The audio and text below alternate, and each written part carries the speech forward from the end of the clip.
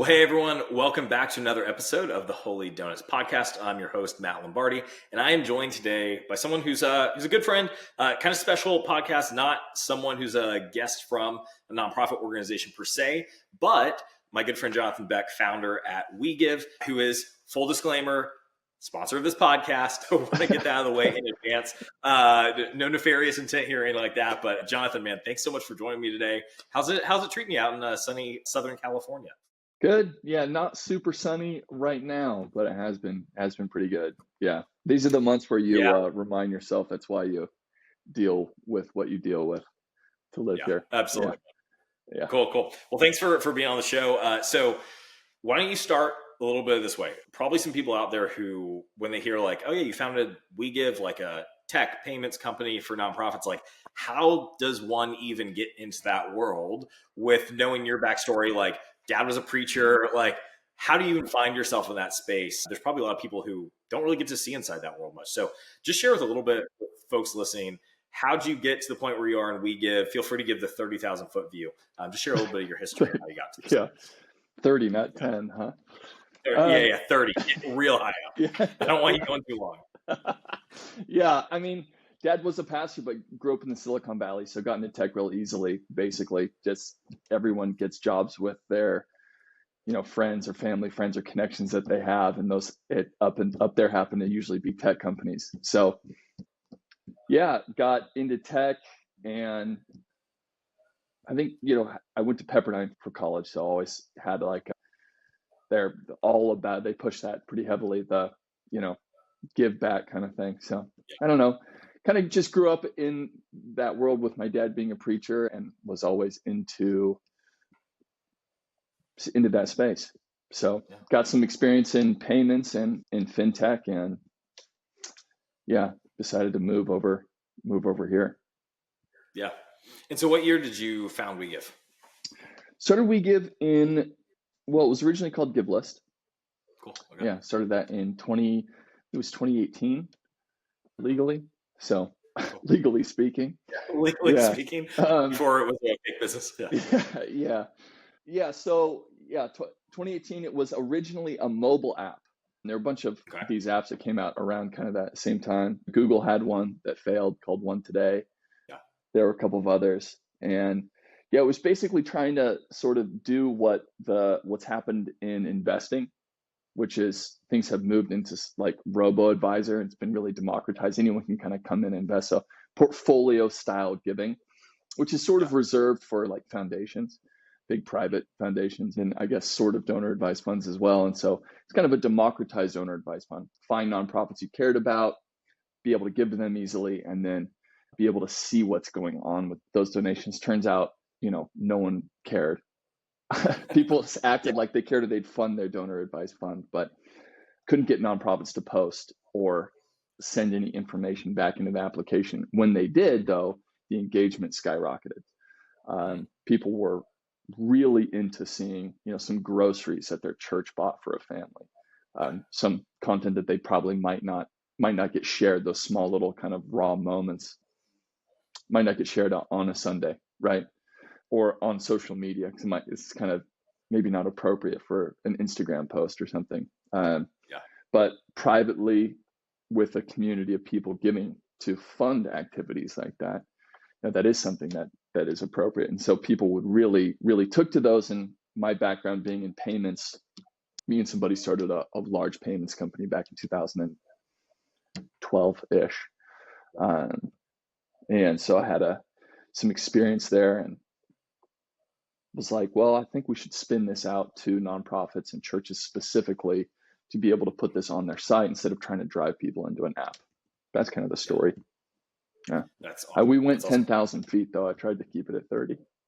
No, I love 10,000.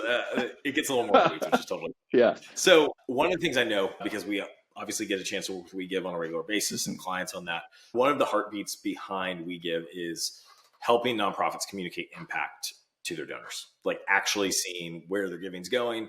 So with that in mind, one of the questions I usually ask guests who are in the nonprofit space is, what's a strategy, what's a tactic, what's a tool that has been really effective for you in your nonprofit career?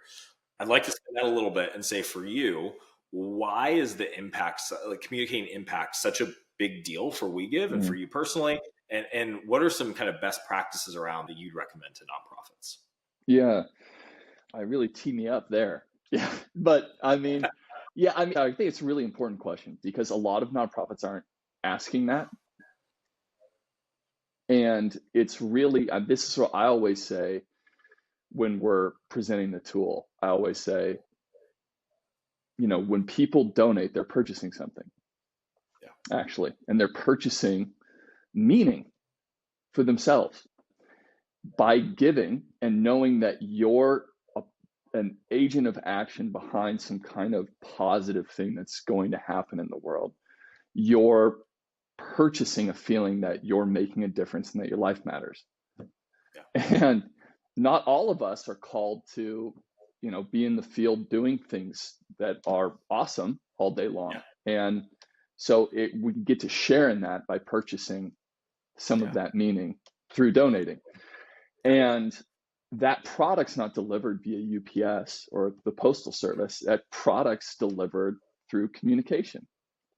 And it's the organizations that communicate the stories, right? It's really what it is, a story that I can attach to my identity that, hey, this kid had a cleft palate and his father didn't want to have a relationship with him. And then they fix his cleft palate. And now all the kids play with them in the village and everyone starts crying and pulling their checkbooks out. It's like, okay, well, but that's a true story and it matters.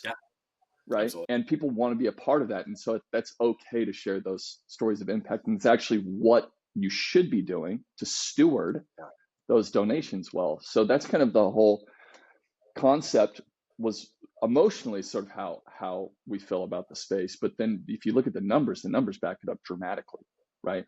I think it's the number one reason people give by far, if you look at across the different studies. And this wasn't my idea originally. I mean, this has sort of been pulled together by captains of industry, if you will, as we've sort of really focused in on doing this from a product standpoint.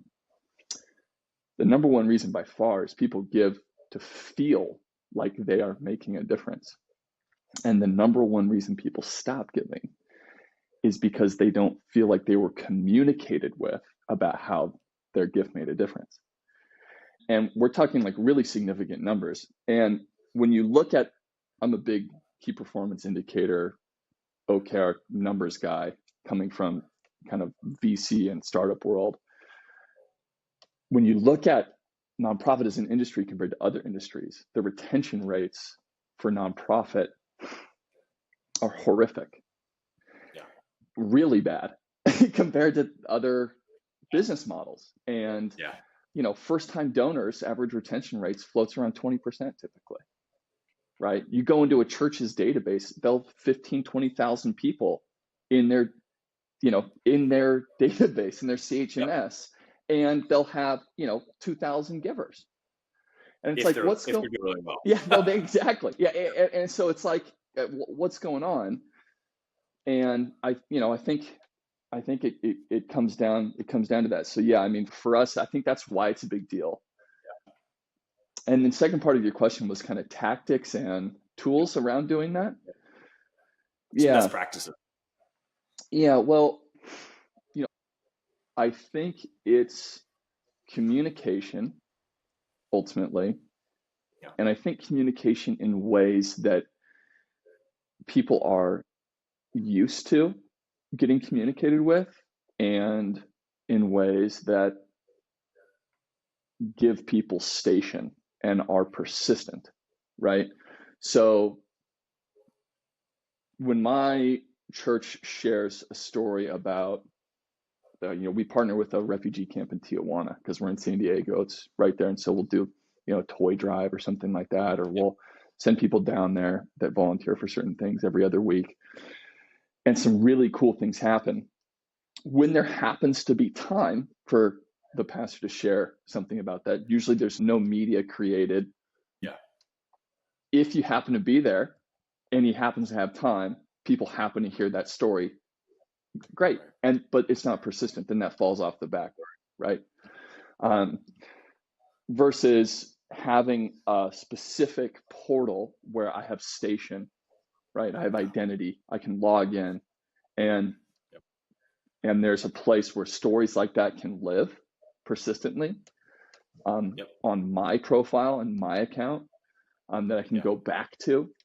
You know, I think I guess I would call that a donor portal, but I think it comes down to Yeah. communication the way people are used to it, right? People communicate now with text. They go on websites, asynchronous communication, synchronous communication, email. In person's, of course, always the best Right. as far as in the moment, but I think taking those and creating persistent communications, specifically, I think the donor portal is fantastic. I think text is great, right? Text is a 90 something percent open Yeah. rate. People vary on the studies there, whereas like a lot of nonprofits are just sending email newsletters, got a 20, 30% open Right. rate, right? Yeah. Even when you do open it, the engagement's really low. It's like 2% click rate. Whereas Yeah. if you send everyone a text, hey, Jonathan, thanks so much for giving. Here's an impact update from our refugee camp in Tijuana. I know you care about that because you've been donating to it. Let me know if you have any questions, right? That's going to have 100% open rate and a really, Yeah. really, really high click rate. Yeah.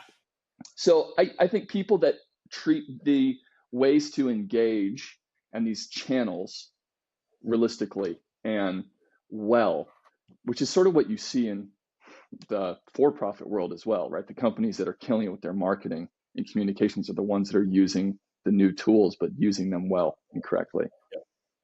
Yeah. Yeah. No, I think one of the things that we've seen, even working with WeGive, is the more you can have consistent, I'd say even like behavior-based personal communications, right?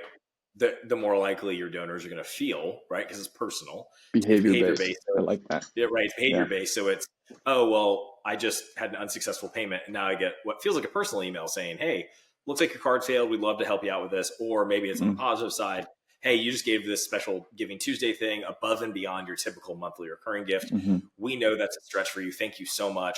Like those sort of behavior-based, personalized communications, I think Personalization. are, yeah, exactly. Yeah. Exactly. So Yeah, that's huge another stuff. way, I guess, for me to say it that's, more 30,000 and not 5 feet, right? Which is personalized, meaningful, personalized communication consistently instead of big video productions and everyone gets to see it once on Sunday.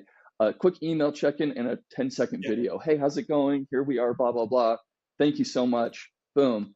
That's going to get that. Those perform better than even the really produced stuff. And it's personalized. It's not spammy. It feels real.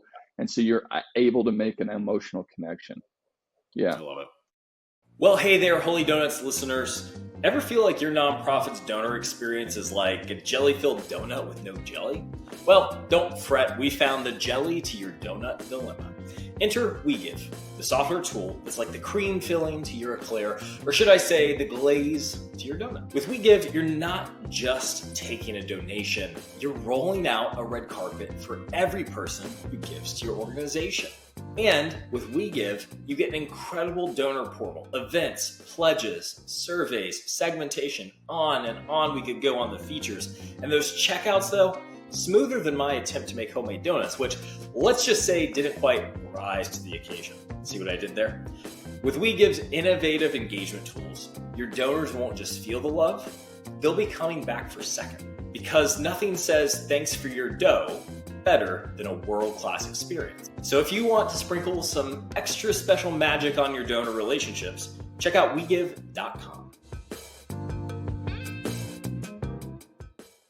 So let's look at, would love to hear some of your perspectives. You have a unique voice speaking into, you talk to a lot of nonprofits on a regular basis, right? You talk to a lot of customers, a lot of potential customers, a lot of just network kind of contacts in the industry. What are you seeing as a trend that's got you a little bit concerned about nonprofits for the future? And what's a trend on the other side that has you really, really excited for ministries and nonprofits out there? Yeah. I think that trend-wise, for nonprofits and ministries specifically, I think some of the, I guess, the decision-making I'm seeing motivation-wise and the tools that organizations will choose has me concerned. I mean, I haven't been working nonprofit for 30 years, but seeing some of the decision making being really fear driven and really like archaic, right? I mean, you hear it from all the consultants in the industry sort of say the same thing as well, right? Where it's like, yeah, you know, no, they decided not to go with that. Sandy's just going to do the typical mailer campaign that she does every year Yep. that, you know, worked that one time and brought in 130K woohoo, you know, versus like really investing. It's all kind of, it's sort of like a government job where the only way to succeed is by not messing up, is the way a lot of people sort of think. But then you meet some people that don't think that way. And those organizations, you really see that you actually can look at the growth rates because you can compare the 990s Right. are Right. like, whereas the other Yep. organizations that are just not rising to the cultural tide Yeah. seem to be dying off a little bit, right? Yeah. So I don't know, because really what you're competing for donors by how much, you know, why should I donate to you versus International Justice Mission or something like that, Yep. right? When I can get like a, you know, feel like I saved a girl from sex trafficking, that's going to make, you know, versus getting a mailer that, you know, is like fear threatening me about something. It's Child's just, gonna die if you don't provide this food tomorrow. yeah, right. Yeah. So I don't know. I think some of the decision making surprised me, really risk based, fear based. Yeah. Yeah. So that's, Yeah. And I yeah. think the more nonprofit leaders can also understand that, I mean, in some ways, like if we take a higher level theological view, like, listen, it's all God's money. There's plenty, right? There's plenty Mm, of opportunity for every single nonprofit. So we're not in competition with each other, but we are in competition for the attention, right, of exactly. donors. But then also of even, I would say, like, not just against other nonprofits. And we talk about this with sales stuff all the time. Like, Mm, you're not like your competition is not your competitor. Your competition is every other priority that person has in their life that would put them above meeting with you, right? yeah. And it's the same thing for potential donors. Like, you're not just competing for their attention against what else could they give for. You're also competing for their attention against every other thing they could purchase. Yeah. I mean, like, listen, like if it comes down to it and a nonprofit's messaging is not all that compelling, you know what is compelling? A trip to Tahoe, right? Like I can spend my money there, Yeah. right? Yeah. Like that's Sure. really compelling. Like that's like I know what that's going to buy me in terms of Yeah. happiness, joy, emotion. Like Yeah. if you're not cutting through the noise, like you're not just competing against, oh, well, this one emotional message from another nonprofit, or they're communicating, or they're actually spending the thoughtful time to think through their ad campaign this way or that.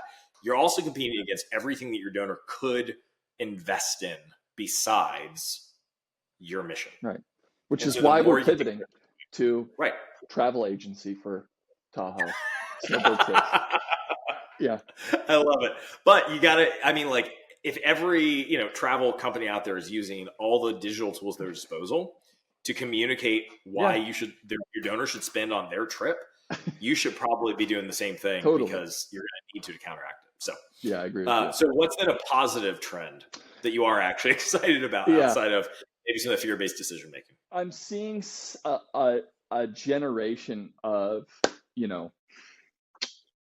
people basically are some guys in our generation, right, that are in their mid, late 30s and early 40s, people coming in from the corporate world and just killing it and just thinking about things the right way, thinking about things, actually knowing what their donor retention rate is, actually Right. knowing what their lifetime value per donor is, actually knowing what drives KPIs, what inputs create what outputs, like actually holistically thinking about the business that way. The one guy that comes to mind is like Brady Josephson, who I think you had on 2-3 weeks ago or something like that. He's thinks about things in a really wise way that reminds me of someone coming from a tech company, which he has, and he's working for an organization that sort of has led the way to a degree in thinking that way, right? Yeah. So I see some really positive thinking. I'm seeing that as well in the church, which is exciting. I'm seeing some organizations that are starting to kind of be like, well, why are we paying $6,000 a month for just a checkout on our site? So I'm seeing like some good questions being asked, and as people are like, oh, there's other things out there that could do better. So some of that, I like that. Love it. Yeah. Very cool. So what's a resource? What's something that I know you're a reader. I know that you're, like, we were talking just nerd down history podcast stuff before we even started recording. What's a resource that you like to put in people's hands if they're not familiar with what kind of a modern donor experience should look like, or maybe just if they're thinking through like a different way to think of nonprofit work or ministry or operations, like, are there any resources, tools you like to kind of put in people's hands on a regular basis that you've really enjoyed? Yeah. Well, I guess let me answer that two ways. One is, I think it makes if I was a nonprofit, I would be looking at and trying to learn what's possible, one, and two, what other kind of digital experiences my customers, clients, donors, supporters, constituents are receiving elsewhere, right? What's for the top performing organizations out there that are just killing it with, hundreds of millions in recurring donations, people that are retained, sticking around. Why? What's the donor experience like over there, right? Do they have a portal? Are they sharing stories of impact? Are those stories of impact really produced? Are they raw? Do they are they texting their donors saying thank you? Is it personalized communications? So I think go to some of the great nonprofits out there and go check out their donor experience. Yeah, that's great advice. Go give $5 and see what the donor experience is like. Because I do that a lot. That's a lot of times how I anchor our demos is like this. Look how terrible your experience is. Look how great it could be. And then I work as an advisor for a growth advisor for one of the premier venture firms in Southern California called Mucker Capital.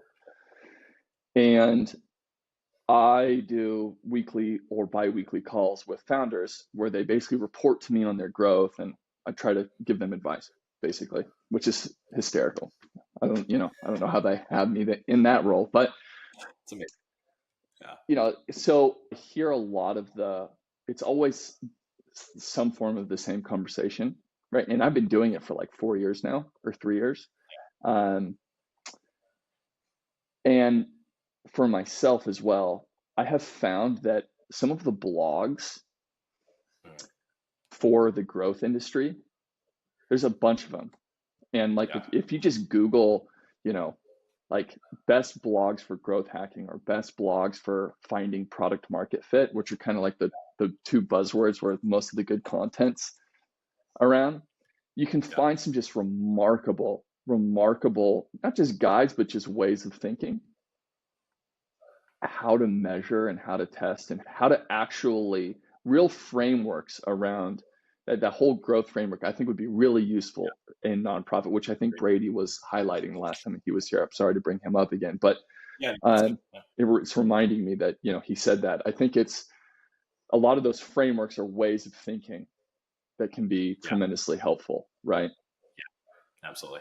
Yeah, I know a quick little book I have somewhere on the bookshelf back there. I'm not sure if it's Hacking Growth or Growth Hacking by Ryan Holiday. Really quick, easy read, right? Like if you're just interested, like, I don't even know what this is, like heard about it. Right. It's a great little first primer to it, right? It's not going to tell you everything you need to know, but it's going to give you a pretty good base intro of like, oh, okay, cool. And then give you a good resource that you can go explore more kind of online and do a deep dive down the Google rabbit trail. So, okay, Jonathan, this has been super helpful. Thank you so much for taking the time to come on. Love all the stuff you have to say, obviously, but if people want to get in contact with you, if they want to either schedule a demo with you, or they're like, hey, questions about something you said, this kind of teed up something in my mind I need to talk to our team about, what's the best way to reach out to you? What's the best way to connect with you? Email. Yeah. Cool. Email's great. Yeah. Jonathan Beck at WeGive.com. Awesome. Yeah. Very cool. Are you active on the social media at all? Anywhere they can connect with you there? No. It has to be email. It has to be email. I very, very purposely don't have any social media accounts. I do have a LinkedIn. Cool. Mostly because I don't even consider that social media. Yeah. It's like saying, cool. Email. Email or carrier pigeon are the way to get in touch with you. Awesome. Carrier pigeon would be sick. Yeah. If you want to send me a carrier pigeon, someone send you a carrier pigeon. That would I would cut through the appreciate noise. that a lot. Yeah. That really would cut through the noise. Yeah. Well, man, thank you so much for taking the time. I really appreciate it. Yeah. And if you're watching, make sure you like, subscribe to the channel so you can stay up to date with all the most recent episodes. Until next time, thanks for joining us.